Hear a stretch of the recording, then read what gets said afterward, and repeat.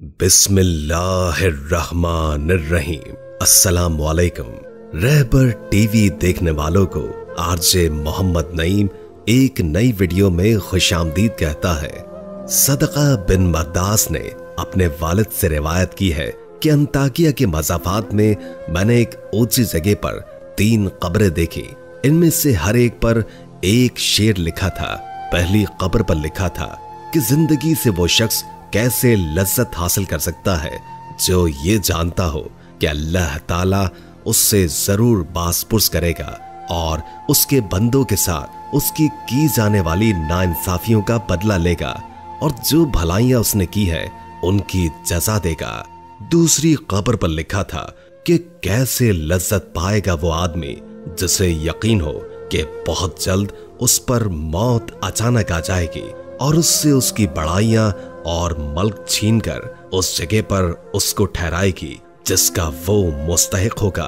तीसरी कब्र पर लिखा था कि कैसे मजे लूटेगा वो आदमी जिसका रुख ऐसी मंजिल की तरफ है जिस पर चलना नौजवानों को बूढ़ा कर देता है, चेहरे के नकूश को बहुत जल्द मिटा देता है और जिस्म के जोड़ों को बोसीदा कर देता है। ये तीनों कब्रें कोहान की शक्ल में बनी हुई थी। रावी कहता है कि मैं एक बूढ़े आदमी के पास जाकर बैठ गया और उससे कहा कि मैंने तुम्हारी बस्ती में एक अजीब बात देखी है। उसने कहा कि क्या देखा है? मैंने वाकया बयान किया। उस बूढ़े आदमी ने कहा, इनका किस्सा इससे भी ज्यादा दिलचस्प है जो तुमने इनकी कब्रों पर देखा है। मैंने कहा, आप इनका किस्सा सुनाए। उसने कहा, 3 भाई थे।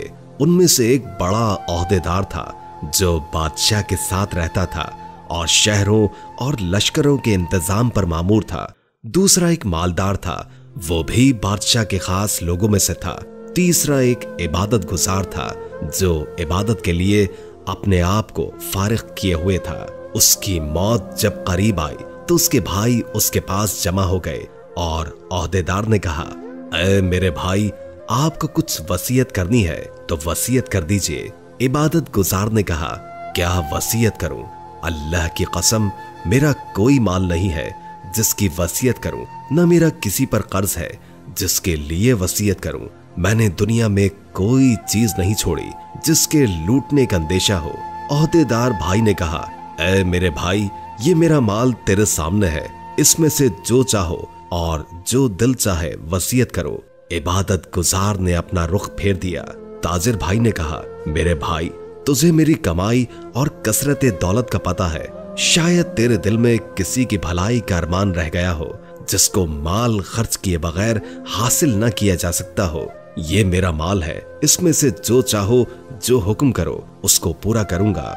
वो भाई उनकी तरफ मुतवज्जो हुआ और कहा, मुझे तुम्हारे माल की जरूरत नहीं है, लेकिन मैं सिर्फ एक इकरार तुमसे लेना चाहता हूँ जिसमें तुम वादा खिलाफी न करना। उन्होंने कहा, वो क्या है? उसने कहा कि जब मैं मर जाऊं तो मुझे गुस्ल दो और कफन पहनाकर एक ऊंची जमीन पर दफन कर दो और मेरी कब्र पर लिख देना, जिंदगी से वो आदमी क्या मजा हासिल कर सकता है जो ये जानता हो कि अल्लाह ताला उससे जरूर बासपुर्स करेगा और उसके बंदों के साथ की जाने वाली नाइंसाफियों का बदला लेगा और जो नेकियां उसने की है उसकी जजा देगा। जब ये काम तुम कर दो तो रोजाना मेरी कब्र पर आया करना, शायद तुम्हें नसीहत नसीब हो जाए। उन्होंने इसकी मौत के बाद ऐसा ही किया। उसका ओहदेदार भाई अपने लश्कर के साथ कब्र पर आता और उतरकर उन अशार को पढ़ता और रोता जाता। जब तीसरा दिन हुआ तो लश्कर के साथ हस्बे मामूल आया और उतरकर रोने लगा और जब वापसी का इरादा किया तो उसने कब्र में से धड़ाम की आवाज सुनी। करीब ही था कि उसका दिल फट जाता। वो घबराहट और खौफ के साथ वापस आ गया। जब रात हुई तो उसने अपने भाई को ख्वाब में देखा और उससे पूछा, ऐ मेरे भाई, तेरी कब्र में से आवाज आई, वो क्या थी? उसने कहा, वो हथौड़े की आवाज थी। मुझे कहा गया कि तुमने मजलूम को देखा फिर भी उसकी मदद न की। चुनाचे वो आदमी सुबह गमज़दा उठा और अपने भाई को और दूसरे खास लोगों को बुलाया और कहा, मैं समझता हूं कि हमारे भाई ने अपनी कब्र पर जो अशार लिखने की वसीयत की थी उसका मकसद मुझे तंबीह करना था और मैं तुम्हें गवाह बनाता हूं कि आइंदा मैं तुम्हारे दरमियान नहीं रहूंगा। उसने अमानत छोड़ दी और इबादत में मशगूल हो गया। लोगों ने बादशाह को बताया तो बादशाह ने कहा, उसको छोड़ दो, जहां चाहे चला जाए। चुनाचे वो पहाड़ों और सहराओं में रहता रहा, यहाँ तक कि उसकी मौत करीब आई और वो चरवाहों की एक जमात के साथ था। उसके भाई को खबर पहुंची तो वो हाजिर हो गया और कहा, ऐ मेरे भाई, तुमको कोई वसीयत करनी हो तो कर दो। उसने कहा, मैं क्या वसीयत करूं, मेरे पास कोई माल नहीं जिसकी मैं वसीयत करूं, लेकिन एक वादा है, वो ये है कि जब मैं मर जाऊं तो मेरी कब्र तैयार करके मुझे मेरे भाई के पहलू में दफना देना और मेरी कब्र पर लिख देना। कैसे लज्जत पाएगा वो आदमी जिसे यकीन हो कि बहुत जल्द उस पर मौत अचानक आ जाएगी, उससे उसकी बड़ाई और मल्क छीनकर उस जगह पर उसको ठहराएगी जिसका वो मुस्तहिक होगा। ऐ मेरे भाई, फिर तुम 3 दिन तक मेरे पास आया करना और मेरे लिए दुआ करना, शायद अल्लाह ताला मुझ पर रहम फरमा दे। चुनाचे वो मर गया और उसके भाई ने उस वसीयत पर अमल किया। जब उसकी कब्र पर तीसरे रोज आया, दुआ की और रोया। फिर जब वापस जाने लगा तो उसने शदीद आवाज सुनी जिससे उसकी अक्ल जायल होने के करीब हो गई और वो वहां से बेचैन लौटा। रात को उसने ख्वाब में अपने भाई को देखा और सुबह लोगों को बताया कि मैंने ख्वाब में भाई को देखा। मैं उसकी तरफ लपका और उससे पूछा, क्या तुम हमारी मुलाकात के लिए आए हो? उसने कहा, मुलाकात तो बहुत दूर है। मैंने कहा, मेरे भाई, तुम्हारा क्या हाल है? उसने कहा, खैरियत से हूं। तौबा, कितनी खूबियों और भलाइयों की जामे है। मैंने कहा, दूसरा भाई कैसा है? उसने कहा, वो तो नेक पेशवाओं के साथ है। मैंने कहा, हमारा हाल क्या होगा? उसने कहा, जिसने दुनिया और आखिरत के लिए जो कुछ किया वो देख लेगा। बस तुम अपनी मालदारी को फकीरी से पहले गनीमत समझो। रावी कहता है कि उसने दुनिया से किनारा कशी इख्तियार कर ली और माल को तकसीम किया, जायदाद बांट दी और अल्लाह की इबादत में लग गया। उसका एक बेटा बड़ा होकर एक खूबसूरत और बाकमाल नौजवान बना और तिजारत शुरू की, यहाँ तक कि तिजारत में एक खास मकाम हासिल किया। उसके बाप की मौत करीब आई तो उसने अपने बाप से कहा, अब्बा जान, वसीयत कर दीजिए। उसने कहा, ऐ मेरे बेटे, तेरे बाप का कोई माल नहीं है जिसमें से वसीयत करे, लेकिन मैं तुझसे एक वादा लेता हूँ कि जब मैं मर जाऊं तो मुझे मेरे भाइयों के साथ दफना देना और मेरी कब्र पर ये अशार लिख देना। कैसे मजे लूटेगा वो आदमी जिसका रुख ऐसी मंजिल की तरफ है जिस पर सफर करना जवानों को बूढ़ा कर देता है, जो चेहरे के नकूश को बहुत जल्द मिटा देता है और जिस्म के जोड़ों को पोसीदा कर देता है। जब तुम ये काम कर लो तो उसके बाद 3 दिन तक मेरे पास आया करना और मेरे लिए दुआ करना। उस नौजवान ने वसीयत पर अमल किया। जब तीसरा दिन आया तो उसने कब्र में से एक आवाज सुनी।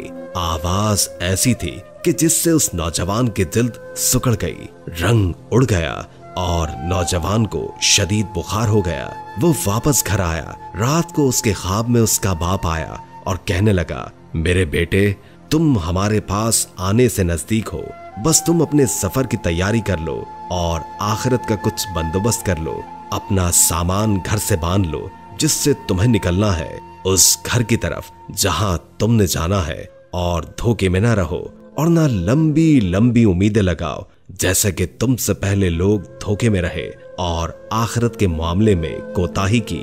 नतीजा, मौत के वक्त उनको शदीद नदामत लाहक हुई और उम्र की बर्बादी पर अफसोस। ना उनको इस अफसोस ने फायदा पहुंचाया और ना ही कोताहियों पर शर्मिंदगी ने उस शर से बचाया जिसका वो सामना करेंगे कयामत के दिन अपने बादशाह की तरफ से। ऐ मेरे बेटे, जल्दी करो, जल्दी करो, बस जल्दी करो।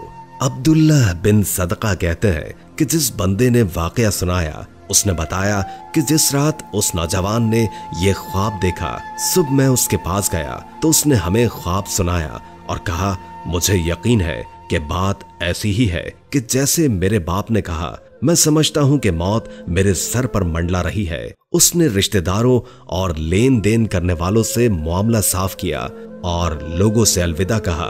लोगों ने उसे अलविदा कहा कि जैसे किसी चीज से डराया गया हो और उसको उसकी तवक्को भी हो। वो कहता था कि मेरे बाप ने 3 मर्तबा कहा कि जल्दी करना। इन तीनों से मुराद 3 लम्हात, 3 दिन या 3 महीने हो सकते हैं। चुनाचे वो नौजवान सदका करता रहा। जब उस ख्वाब को 3रा दिन हुआ और उसने सुबह सवेरे अपने अहलो अय्याल को जमा किया और उनको अलविदा कहा और सलाम कहा, सुबह क़िबला रुख लेट गया और आंखें बंद की और कलमाए शहादत पढ़ते हुए वफात पा गया। और इसके बाद एक अरसे तक लोग उसकी कब्र पर दूर दराज से आते और नमाज पढ़ते। मेरे मोहतरम अजीज दोस्तों, बेशक जो इंसान सच्चे दिल के साथ अल्लाह की तरफ रुजू करता है तो अल्लाह ताला उसकी दुआ को कबूल फरमाता है। उसके लिए हमें चाहिए कि अल्लाह ताला की तरफ रुजू करें और उससे माफी मांगते रहें।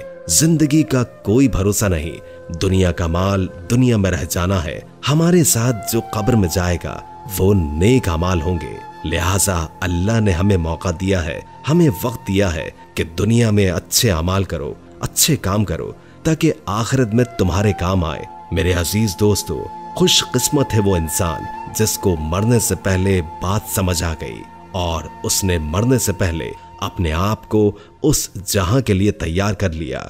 अल्लाह ताला हम सबको इस वाक़ये से सबक हासिल करने की तौफीक अता फरमाए। आमीन।